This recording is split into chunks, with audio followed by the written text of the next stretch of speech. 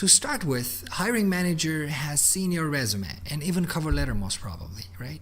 So there's really no need for you to go over your resume bullet by bullet.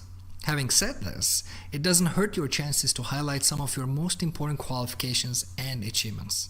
Good? Great. When you're presenting your background, don't fall victim to under or over qualification.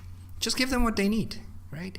Because think about it, there's a very, very thin line between an overachiever and overqualified. So be careful. Another one, no need to share your life story, please. And oh God, please don't you start from your high school years. It's really a waste of everybody's time.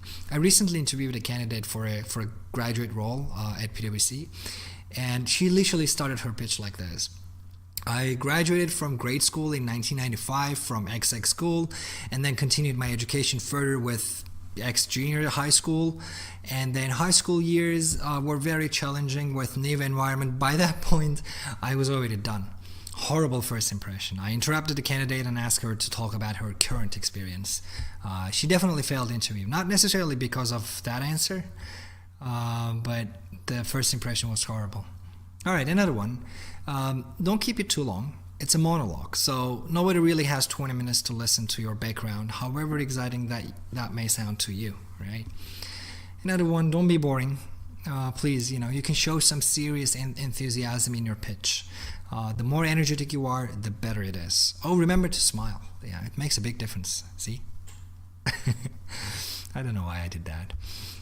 Okay, now this is out of the way, let's talk about why hiring managers ask this question. First, I will cover what everybody else thinks, why they ask that question first, and then I will tell you what I think, why hiring managers ask that question. So everybody else thinks that you're asked to present yourself because hiring managers want to see how your response would be to a question that you're not prepared. I'm not sure why they would think you're unprepared, but that's what they think. And then the other one they think is because they want to know what you consider important in your background. For this one, I can agree to a certain degree. I would probably also want to see what you consider important in your background. But I think the real reason, and I also know many other hiring managers in multinational organizations, some of my clients ask this question, is because we want to see your presentation skills. Really. After all, think about it. We've all seen your resume, your cover letter. You've probably already passed the HR interview. You've already been probably Googled. And why go over your background all over again, right? Even if they haven't seen it before, they're holding that paper in their hands at that time. So know this, companies want employees who are presentable, right? Represent the firm professionally to their clients, especially true for consulting and other professional services companies, be it assurance services, audit, or whatever. And then they want charismatic and likable people, especially if you're in a client-facing situation.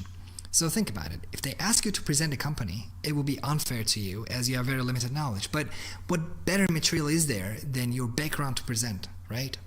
So they're giving you an incredible opportunity, right, to present something which you already know very well. So it is very simple. Okay, so what are they interested in, right? So they're interested in, like, can you speak smoothly without stuttering when you present? Can you be charismatic? Are you getting nervous when presenting? When you speak, do you impress people? Especially, again, very important for leadership roles. How are your communication skills? How is your language skills? These and a lot more questions like these need to be addressed by the way you present. See, this is actually an incredible opportunity for you. It's an unbelievable opportunity. Why? Because imagine you're entering a college exam and you already know what the professor is going to ask in advance. Wouldn't it give you an almost unfair advantage? It would, right?